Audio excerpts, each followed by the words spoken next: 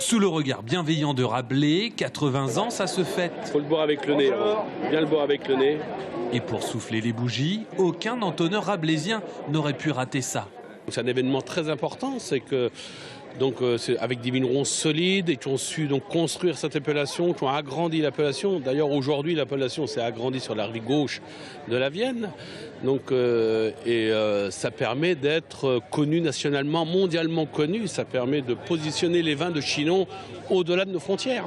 Ce producteur de Chinon exporte déjà 20% de sa production à travers le monde, dont 10% vers les États-Unis.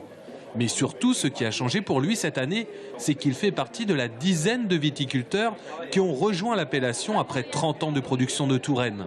On est ravis de rejoindre une famille naturelle de cœur et de vin, d'esprit, de terroir, de cépage. Et en plus, c'est sûr que de rejoindre une belle appellation comme Chinon, ça va mettre nos vins en lumière. Ça va mettre un petit coup de projecteur sur nos vignobles, absolument. Un coup de projecteur ou un coup de gel pour certains. Les Hâtes de Loudun gèrent 38 hectares à travers les vignobles du Paradis. Et c'est l'expectative sur la moitié des vignes qui ont été touchées par le froid la semaine dernière.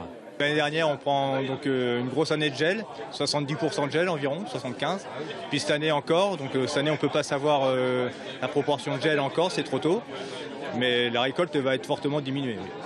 Pour les 80 ans de l'appellation Chinon, il y a donc plus de monde pour partager le gâteau.